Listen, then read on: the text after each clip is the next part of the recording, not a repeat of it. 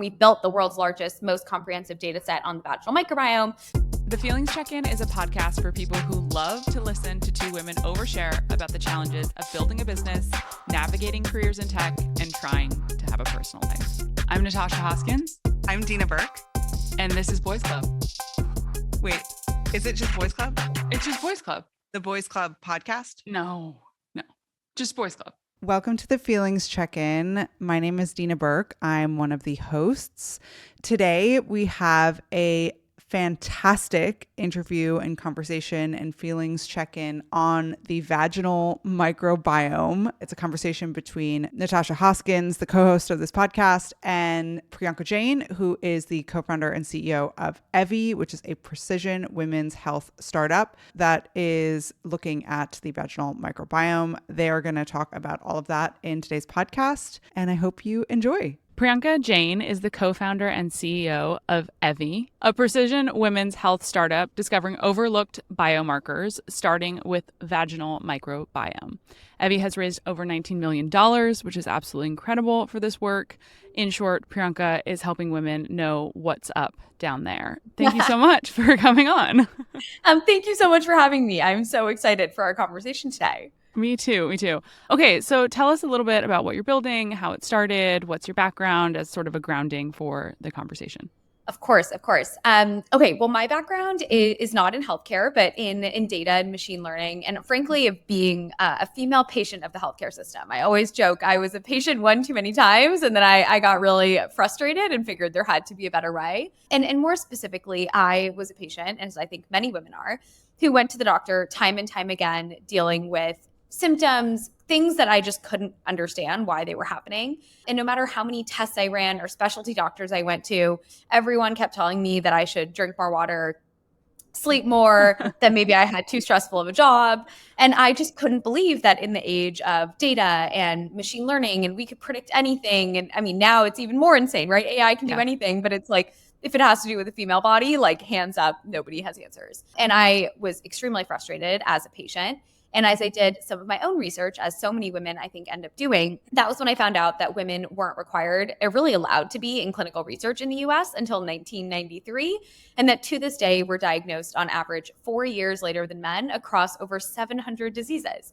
And I remember just feeling like, one, wow, my whole life makes sense. And two, like there's actually this massive overlooked opportunity as it relates to data on the female body. Right. Essentially, all of modern medicine has been based on whatever was predictive of health and disease in, frankly, middle-aged, mid-sized white men. Yeah. We made things smaller, and then we assumed we had healthcare for women, and obviously here we are.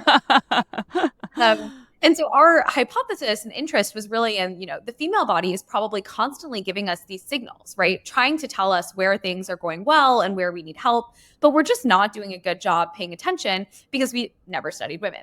So we don't realize that those things matter. And so our focus is really, what are those signals that we could leverage to help us better predict risk, diagnose, and treat disease as it uniquely manifests in female bodies. And as you alluded to, our first focus is on the vaginal microbiome, which I'm sure we will talk a lot about, but just to give a very high level, there's kind of two interesting sides of things to know as it relates to the vaginal microbiome.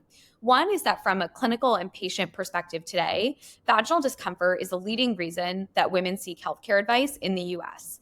30% of women at any given time have at least one vaginal infection. It's the number one type of OBGYN appointment. I say all of this just to say how prevalent these conditions are. So if you are somebody who is dealing with vaginal symptoms or infections, like you are so far from alone. These are some of the most common conditions in women, period.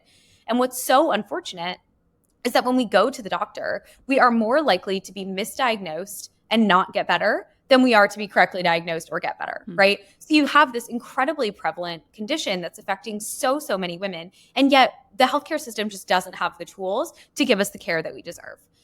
And then on the other side, there's so much research showing that the vaginal microbiome is playing this really interesting role in the rest of our healthcare outcomes as women. And just to kind of explain the 101 here, the concept is that the vaginal microbiome is obviously, a microbiome, a community of bacteria and fungi that live somewhere in your body. And the ones in the vagina, when they're in kind of a healthy community, if you will, what's happening is that these good bacteria are producing lactic acid, hydrogen peroxide. They're taking up space on the vaginal wall and making it so that when pathogens inevitably get into your vagina, which is essentially an open gateway into your body that they can't survive, right? It's too acidic. There's no space for them. And in that way, the vaginal microbiome acts as this interesting kind of like immune barrier for the rest of your reproductive system. But when that breaks down, which like, God forbid, you have sex with someone new, or you sit in your swimsuit for too long, or you have a long period, all of those things can elevate your pH, allow those pathogens to start to replicate. And that's when we go to the doctor with these symptoms and these infections. But what we're not taking into account is that we've also lost that barrier. And that's where the second side of the vaginal microbiome becomes so interesting, because what research is starting to show is that when you have a kind of unhealthy or not optimal vaginal microbiome, there's then higher risk of everything from infertility or IVF failure or preterm birth or cervical cancer progression or STI acquisition. And it just blew my mind that for something that was the leading reason that women are at the doctor and contributing to so many other really negative and expensive health outcomes, that we had never really used any of this data, and that nobody had really built robust enough data sets to really understand the vaginal microbiome. So, okay, my monologue and rant is over, but lots to say about women's health and the vaginal microbiome. No, it's so interesting. And honestly, I'm having this crazy experience of listening to you talk. And for most of my life, I would say that this topic has felt so embarrassing. Like, I'm just like, I just don't even want to talk about it. Like, even with my other female friends, it's just like, oh, there's this area of your life that is actually so fundamentally important to your health as a woman. And I have always related it to, it's not even shame around like my vagina. It's shame around like, I don't want to be perceived as like crunchy. I think there's like this idea that women's health is like a, I don't know, kumbaya kind of thing. And like, I don't want to be like in that camp. But listening to you talk, I'm like, wow, that's so problematic, such a problematic way to approach this, because it's literally connected to every part of a woman's well-being and their health, and deeply scientific, and like the actual opposite of what my weird perception of it is. Well, it's so interesting you say that. And because I think the reason that so much of women's health lives in this kumbaya land is because we don't have science and because we don't have research. And so instead we've listened to our moms and our grandmas and the stories that they've told and the things that they did. One of our advisors uses the term that in women's health, we have so many, what he calls storytelling diagnostics, right? Where it's like, we don't have diagnostics, and instead we listen to stories and we try to piece together through that story what could be going on, right? And I think it's such an unfortunate reality, which is that so many things in women's health live in supplement land or live outside of healthcare, because the healthcare system just frankly wasn't designed. Survival mode. Totally. And it makes sense. I don't blame anyone for ending up there. And I think there's a lot to do to really bring the science and research and rigor that can bring so many of these pieces of women's health out of online communities, out of kumbaya land, and into the healthcare system. Totally. Let's move out of the garlic clove up there time in our lives. Okay, so I see this really interesting trend that's happening, I think, across tech right now, tech communities, but also celebrity culture, sort of this idea of like longevity, precision care. There's also this term targeted healthcare that I'm hearing a lot about. I think a lot of this trend is coming from also an advancements in AI and machine learning. But I'd love to hear from you. Can you kind of define what precision care is? What other precision care offerings are there that listeners might be familiar with? Sort of give us the landscape of that world right now. Totally. So as you said, precision medicine and longevity medicine, I mean, frankly, they've been around for a long time. They've been things that we talk about in the healthcare community or in the consumer health world as things that patients want. Patients want care that is precise to them, and they want care that's focused. I think it's interesting. I read a post the other day about how longevity is less about living to 100, and it's really just the new term that we've given to preventative medicine, right? Which is saying, like, how do we not just treat a disease, but look at my health goals and really orient my health plan around those goals, which I think is a nice kind of reframe. Yeah. I think that there's a lot going on in both of those areas. And I think foundational to both of them is really testing and data, right? Most longevity companies or preventative healthcare companies start with comprehensive, robust testing. To do precision medicine, the first thing you have to do is identify how you want to define that patient's, specific stratification or, phenotype or genotype or whatever it is that then determines how you personalize care for them.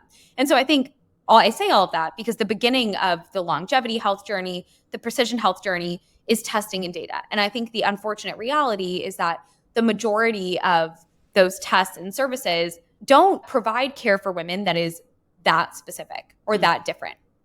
right? And I think what's frustrating, and I remember when I was starting Evvy, I was comparing my annual physical report to my two brothers. And I remember being like, why are these essentially the same besides like when was my last period? Everything else that we looked at was basically the same. And that's insane because every single cell in my body functions fundamentally differently, right? There are so many unique signals that my body is giving off, the vaginal microbiome being just one of probably many that we do or don't even know about.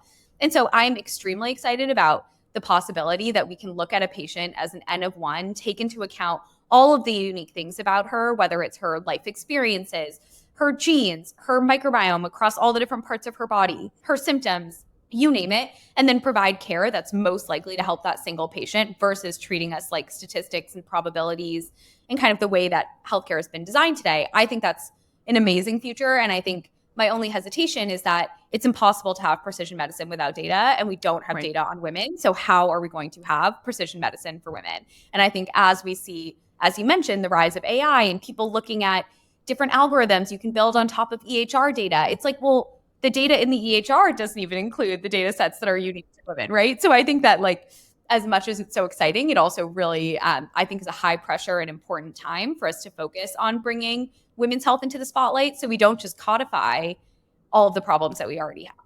Totally. That's actually, we sent you some questions and then I started to build on them a little bit. And one of the things that I was writing down and was thinking about, would love to hear you expand on, is exactly what you're talking about, is this idea that I recently just learned the same stat that you said around how women were included in clinical trials until 1993, I believe, which is mind-blowing. Like insane that all of this research that we have up until that time didn't account for women. It's like, actually it's unbelievable. It's unbelievable. Exactly. And then now when you're looking at, okay, there's all these promises of what AI and machine learning are going to be able to do around all of this data that we can now look at and organize at a scale that we never could before, and what that's going to mean for healthcare and for treatment for patients, which is very exciting. And I think probably one of the things that is most promising about all of this development around AI. But as you're speaking to, the majority of that data still has the same issue. And how do we not just continue a cycle of the deprioritization of women's health in these new phases of healthcare innovation? So I'm curious, like, I'm sure you have thoughts around this. Like, what are the things that you think are necessary now so that we don't recreate the past, I guess? Yeah, it's such a good question. And I think I don't know all of the answers today. I think one is first, I have tactical ideas. I think one is really starting to interrogate what the unique signals are in women that we should be including when we think about what are potential markers of health and disease. So in addition to including data, right, whether it's specific biomarkers or different questions that you ask patients, just making sure that for whatever study you're running or question you're trying to answer, that you consider what about the female body could be unique in this situation. And we start to include, those data sets. I would argue that in all of the areas I mentioned related to vaginal health, like if you're running a study on menopause or PCOS or endometriosis or fertility or preterm birth or cervical cancer or obviously vaginal symptoms, like all of those things, we should be looking at the vaginal microbiome when we build algorithms to predict how to help patients in those different areas, right? I think beyond just the data that you put in, then the next question is how do you actually analyze the data to make sure that the results that you're putting out they work equally as well on different types of users, right? And there are a lot of ways to actually test your algorithms to understand how they perform on different populations and to optimize them so that they're just as accurate on one population as they are on another, right? And I think, the most basic version of this was when the NIH in 1993 passed the NIH Revitalization Act, Congress passed the NIH Revitalization Act, which was when women were required to be in research. Also women and minorities, which is also interesting, meaning that we also never required different ethnic groups or racial groups to be in research before 1993. But then recently, I want to say it was in 2016 that we passed sex as a biological variable, which is when we first required research that was federally funded to report on differences in outcomes as they were seen in men and women, right? And so even just looking at was this drug did it only work on men? Did it have the same effect on women? Did you see more adverse events in women? And so I think there's a lot of tools that we can start to use as we think about what we feed into algorithms, making sure we're asking the right questions of women, both as it relates to testing and phenotypic questions. And then as we analyze the data to make sure that the results we're putting out are actually applicable to the audience that you're using them on. And unfortunately, I don't think those are like the standard in healthcare algorithms today. But I think that there are a lot of people, it's not just Evvy, talking about women's health. And I really hope that we make a loud enough voice all together that we make a mark early enough in that journey. Yeah, it seems like there's a lot of work. There's a lot of work to be done. Okay, so what areas of women's health do you think need the most innovation and energy? There's a lot that we're talking about here. There's a lot of progress that needs to be made across the board. Obviously, you guys are focused on vaginal microbiome at this point, but I'm curious, what are the areas that you feel like are most urgent and need the most innovation at the moment? Wow, what a big question. I would say that there's kind of two things I think about. One is like, what part of the healthcare system are we innovating on? Meaning, are we looking at the standard of care itself? What is the diagnosis? What is the treatment? How does it work? Are we thinking about how patients access it? Are we thinking about how people pay for it? Are we thinking about the experience of going to it? So that's one piece. And then the second piece is, what are the topical areas within women's health that need help? So I'll talk about both of those maybe if that works. Great. I think first, I'm very excited to see that there has been investment in what I would describe as a lot of companies focused on access and experience within women's health. And what I mean by that is, I'm sure you've seen the stat. It's something like 50% of counties in the US don't have an OBGYN, right? A lot of people are living in care deserts and far away from specialty care that can help them related to women's health needs. There have been so many amazing companies focused on how do we create access to care, typically in a telehealth fashion, for those patients that don't have access to great healthcare today from a location standpoint. There's also been a lot of great investment to date focused on experience, right? So how do I go to a clinic where, frankly, it feels like we're in the 21st century when I walk in the door and people don't gaslight me? And like, that's amazing, right? Feels very table stakes, but unfortunately, women's health is not. Where I would love to see more innovation is actually on the basic science and research of women's health, right? And it goes back to what I was saying at the beginning, which is that even if I can access care, even if my doctor is actually kind to me and listens to me, at the end of the day, we just simply, the standard of care is just not good enough, right? Like we frankly just don't, our diagnoses are too broad, right? Why are so many diagnoses in women's health? Do they end with syndrome, right? I'm like, okay, well, that doesn't really tell you anything, right? It's like we don't even have the diagnoses, let alone the diagnostics, let alone the treatments that would enable women to have the healthcare experience that they deserve. And so I think, in that world, one of the areas I'd love to see more dollars go into is actually the science and research that will unlock so many new diagnostics, so many new therapeutics. And I always say there's such frankly, a large economic value in owning that basic science, and then all of the downstream value that comes from understanding the basic science, right? Like what academic institutions frankly did for the 100 years previously. So I would love to see more investment there. Yeah. And then the other bucket I would say is from a topical perspective, I think we've seen the majority of dollars in women's health. Well, first of all, just to orient us in the numbers, of the money invested into digital health from venture capitalists, I think it's something like 3% goes to women's health specific areas. I think when you look at global biopharma spend, I think it's 1% of global healthcare R&D goes into women's health. So it's a very small percent generally. And even within that small percent, when you look at it from a VC dollars perspective, it's like something like 66% of all, or 67% of all of the funding has gone to specifically fertility and maternity focused products. Very important, large gaps to fill there. But I always say, like, also women are more than our ability to reproduce, right? Yeah. And like, what about all of the heart disease is the number one killer of women? Or what about Alzheimer's being so much more prevalent in women? Or autoimmune diseases? Or things that affect our quality of life and downstream health outcomes, like vaginal health, right? I think those are areas that have been underinvested in. And so I hope to see kind of further innovation and investment in the areas of women's health outside of just reproduction. Yeah. And so, yeah, I think those are the two: basic science and research in areas outside of just reproduction. There's still work to be done everywhere, but I would say those are just very obvious gold lines, in my opinion. Totally. Yeah, it's funny. I really didn't even think about the distinction between reproductive health and hormonal health until like this year for me. Like I was Really? always just like, oh, I don't really like plan on having kids. It's not really that important to me. Like I don't really know my gynecologist. I don't really care if she's great. And then recently I found a gynecologist that I love, and it's been like totally mind-blowing to me to be like, oh my God, hormonal health is a much bigger topic than reproductive health. And obviously all aspects of it are super important, and it's all, connected to healthcare generally. But it's crazy to me that as like a 32-year-old woman, that happened to me like this year, that realization around how much hormonal care is different than reproductive care generally. Totally. Even the women's health space is trying to fight the battle to not be called the reproductive health space. You know what I mean? Totally. Yeah. And that is wild that we've defined women's health as reproductive health. And I think that in the NIH, to this day, women's health funding comes out of the maternal and child care. Wow. Office.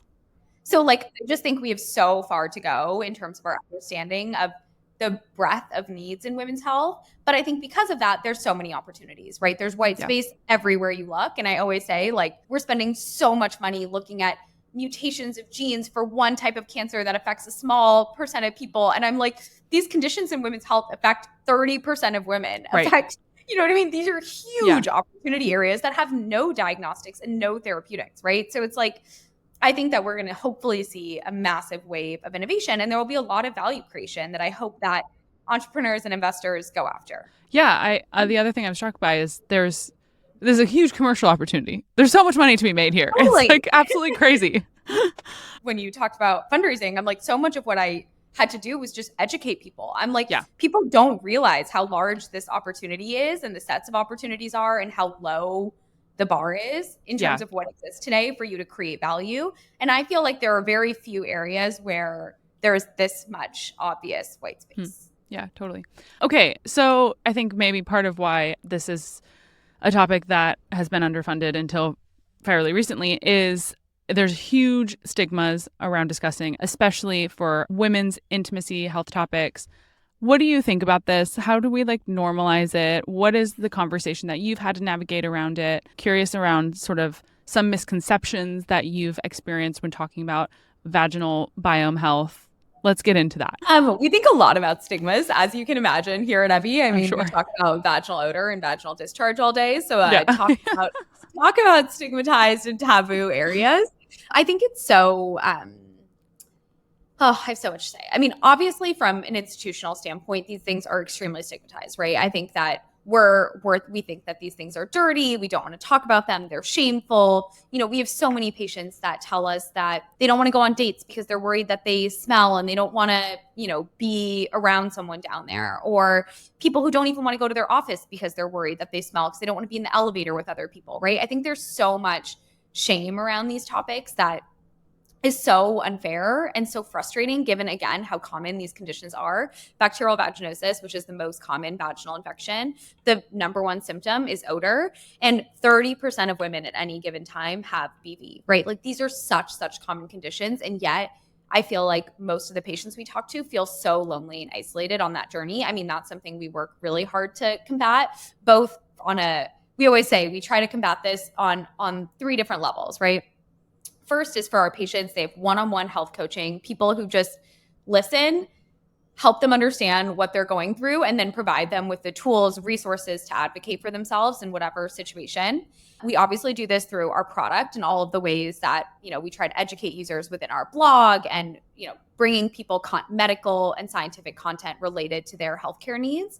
But then also we have a phenomenal educational platform, both on our blog, but also on TikTok and on Instagram, where we are talking about vaginal odor and vaginal discharge and women's health research. And frankly, it does extremely well, because here's the thing is that women want to know answers to these questions. I think we're lucky to be building Evvy in the age of platforms like TikTok, where actually it's okay to talk about things that are pretty and perfect. I think that, a brand being built in the age of TikTok, it makes much more sense for stigmatized topics than brands trying to build in the age of Instagram in these areas, right? And so I think that by actually sharing content that answers people's questions, that, doesn't just tell them, here's a product to make your vagina smell like a flower, buy my wipe, cream, suppository, you name it, but instead to say, here's information on your own body. And you can and should know these things, and you're not alone. And talking to healthcare experts about it and providing that education, I think has really helped break down the stigma, because it's kind of the exact thing that you said at the beginning, right? It goes from being this kumbaya, like I'm in my online community feeling like there's no answers, to bringing it into, this is actually just science. This is just healthcare. This is just biology. And I think when you start at the layer of education, you really bring people on that journey. And I think that so much of our brand is focused on destigmatization and destigmatization through humor. And I think that really has resonated with so many women who felt like they can't talk about these topics for so long. Yeah, totally. I can really see that. I can see even in building Boys Club, I think one of the things that has been really fun about building this brand in the age of the internet that we're in right now is there's a real desire and attraction, I think, to things that are imperfect, things that are funny, things that have a real sense of like humanity around them. And I think the same goes for what you're building and is perfectly suited for this time where people, and similar to Boys Club, like there's a real desire to be like educated around specific topics in a way that feels personable to them. And I think that you guys are doing a great job of that. And it's exciting to see it in an area where, it's been really taboo before and something that people feel really embarrassed to talk about. Totally. Another thing that people care a lot about at Boys Club is data privacy. You know, a lot of people in the Boys Club sphere come from crypto, have a lot of thoughts around data and how it's collected and what happens with it. So I'd love to talk a little bit about that. And with the increase in health data collection, it's a huge concern right now. What do you think companies can do to protect patient data while still advancing this research? Such good questions. God, I have so many thoughts. I think one is involving patients in the process. So what I mean by that is at Evvy, when you sign up with an Evvy account, you activate a test kit. One of the first things that we ask you is if you're interested in your data being used for research. And do you want to be a part of that? So I think the first thing is like consent, right? Involving patients in the process, giving them access to choose what they want to do, right? To use the Evvy product, you don't have to do that, but you can choose to do that, right? And actually what's interesting is in that kind of process where we have patients consent, we share a lot about like, this is the type of research we're doing. These are the ways that we think our data can close these gaps in women's healthcare. And I think because of that transparency, and frankly, I think because of the frustration with the slow pace of innovation in women's health, I think it's something like 98% of our patients actively consent to being part of research. We get emails from patients all day, every day saying, what else can I tell you so that my daughter, my sister doesn't have to struggle with the same issues that I have, right? And so I think there's a little bit of like a community aspect to driving innovation in women's health where people are really interested in not just themselves, but really in like, how can my journey actually make it so that somebody else doesn't have to go through the same thing. And I think you see that in all these online communities where people are spending hours a day trying to help each other with whatever information that they have. Yeah. So all that to say, I think first things first is consent and kind of giving patients the option to choose what they want to do with their data. And then there's like all of the things you can do once you have that data to protect it to the best of your ability, right? And I'm not the expert here. Our head of engineering is remarkable in this area and really thinking about both the ways that we store data, the way that tables access each other. Like just there's so many robust ways that we can make it so that God forbid if anyone were able to ever get into the Evvy system, that we have made it so that we could minimize any type of impact that could ever happen to patient data. And then in addition to that, there's everything you do with the physical labs and how they store information that's both compliant with regulation that they have to follow, but then also making sure that like they never have patient information. Everything's de-identified to numbers and letters, and very few people have the keys between all these different things. And so we've implemented a lot of kind of Evvy specific solutions to making sure that people's data, if people give us access to the data, that we protect it to the best of our abilities. And we're continuously innovating here. So if people have ideas or things that they feel like are really best in class, like we'd always love to hear it because we'd love to be always at the forefront of this issue. Yeah, I think it's interesting your point around this desire to see innovation around this and a willingness to participate as a patient of your product, because I really feel that way. I'm definitely not like a data privacy maxi, especially now that I know some of them. I'm like, oh, wow, people really care about this. And I've never cared about it as deeply as they do. But I think that there's a real motivation when you think, oh, there's something that this is a priority of this business. And I think especially like having heard you speak and your co-founder speak and the heart behind what you guys are doing, it feels really different to say, okay, like here's my data. And, as you guys are continuing to build products and develop products that are helping women at the forefront of this innovation, that feels really different than, I don't know, feeling scared about my period tracker and like where that information is going and like what that means for me, especially right now in the US and in this election cycle. So yeah, it's interesting, I think, how critically people think about where their data is going and who it's being served up to. And just nice to hear how you guys are sort of approaching that.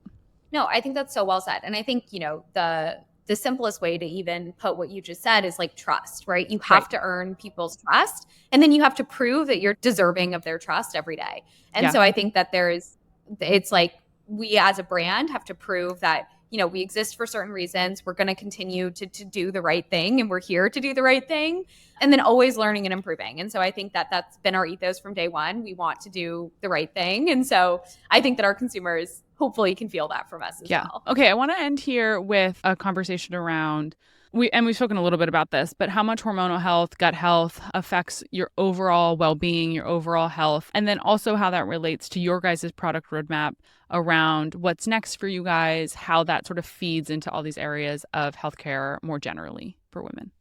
Well, as I alluded to at the beginning, and I'll talk about the vaginal microbiome first, right? Like what's going on in your vaginal microbiome is not just affecting your vaginal symptoms and your vaginal health, right? It's playing this really kind of amazing role in the rest of your whole reproductive system, which it turns out does a lot more for you than just reproduce, right? It bothers me that it's called the reproductive system. It frustrates me so much how we don't think about our vaginal health until we have a problem, right? And frankly, by the time that your vaginal microbiome, we wait till it smells, I always say. And it's like, by the time we're there, the vaginal microbiome has shifted so far. Things have gone bad. Things have gone down bad tremendously. We could have done so much earlier in that process, but that's just not something that we're taught to think about today, right?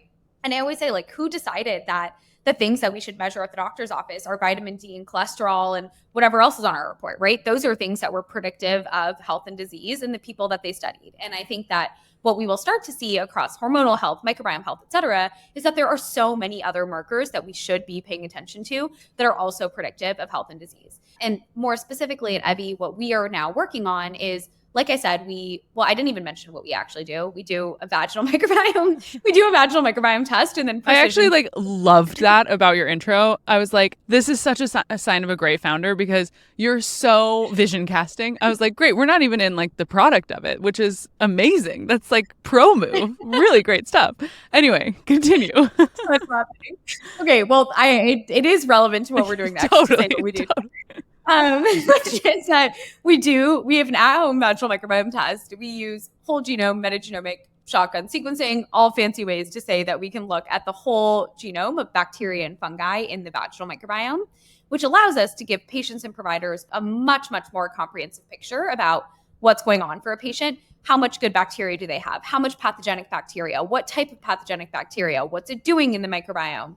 And then using that, we can then predict what treatments and ingredients are most likely to help that specific patient. And through that platform, we've built the world's largest, most comprehensive data set on the vaginal microbiome. We've discovered double the number of genomes than we ever even knew about in the vagina before Evvy. And so we're doing all of this really exciting research on both how do we continuously innovate on the ways to diagnose and treat patients so that people who come to us are most likely to get better, no matter where they are or what their problems are. And then, as you mentioned, since the vaginal microbiome is playing a role in so many other areas of women's health, how can we take what we've done for vaginal health patients and translate it into ways that we can help patients who are pregnant or patients who are trying to get pregnant or patients who have an abnormal pap smear and want to avoid that progressing or patients who want to avoid getting an STI? How can we take the same platform that we have around testing the biomarkers in the vagina and then optimizing it and then do that for all of these other areas of women's health where we know that the vaginal microbiome is playing a role in outcomes? And that's in addition to some of the exciting work we're doing around molecular signature discovery, where we're looking at, are there actually potential diagnostic markers for overlooked or kind of underserved women's health diagnostic areas that we could actually find in the vagina so that patients can go to the doctor and get a simple vaginal swab that could help diagnose them with things like endometriosis or PCOS or menopause or pelvic inflammatory disease. And so it's an exciting time at Evvy where we're both kind of scaling the consumer health platform that we have around vaginal health the number one reason that women go to the doctor, but then also using that data to really do the R&D that frankly just hasn't been done in women's health so that we can improve outcomes in all of the other associated areas as well. Incredible. I love it. It's so amazing the work that you're doing and so exciting to hear about it. Thank you so much for coming on and for sharing. If people are excited about what you're building, where can they find you? What's the best place to get started? Amazing. It's evvy.com, EVVY.com. And I will make us a discount code right after I get off of this. And it will probably be Boys Club 10 if that works for you. Great. That's perfect. We'll drop it in the show notes too. Okay, perfect. So I will get on that so that we have that. But we would be honored to be a part of this community. And if anyone has any feedback or ideas, we're always all ears. Like you said, we built this for the patients and for the women who want more information. So if there's anything we can do better, we always want to know. Thank you so much. Thank you for having me.